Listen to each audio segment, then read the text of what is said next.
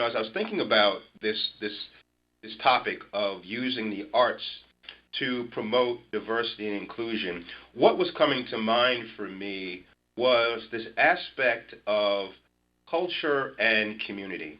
And at Aetna, as I think about diversity and inclusion, it's really about us creating an inclusive workforce and environment and a community where people can come together in the organization, be who they are, and with the opportunity for them to share and also do the things that they're being asked to do. So as I was thinking about this topic of diversity and inclusion with the arts, what it made me think about was in terms of cultures and civilizations around the world have used the arts and music to do the same thing, build culture and build community. I just was thinking about aspects, if we go back to Bible times, many of the parables, stories that people were sharing. I think about, as we move over to the African continent, the African griots, who were storytellers, who would share stories to teach lessons. And even in this country, in the U.S. and across the world, we know that music is used in terms of opportunities for us to, for ceremonies, for life-changing events and ceremonies. So I also think about it from the perspective of healthcare.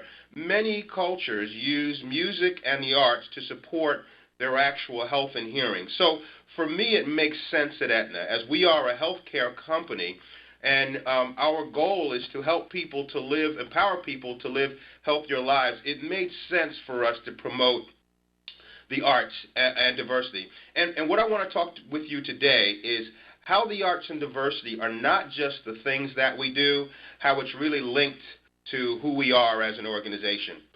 As I think about who we are and I think about our diversity initiatives, it takes me to our values. And if you were here, I'm in Hartford, Connecticut, and if you were here in Hartford and you asked people about our values and what's important to Aetna, I would say that the majority of people that you speak to would probably say to you something around the people we serve are at the center of what we do. The people we serve are at the center of what we do. And when we say the people we serve, what that brings up for me is all the people we serve. So that would be our employees population, our members, providers or doctors, brokers, consultants, anyone that we interact with that we serve would be in that group. And as I also think about the people we serve, what comes to mind is the people that we serve don't necessarily look like me. They may not sound like me. They may not think like me. And in many cases, we already know that they don't interact and choose and work in the healthcare system like I may.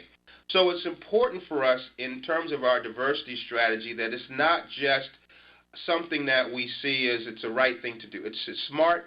It's helping us to help people to live healthier lives.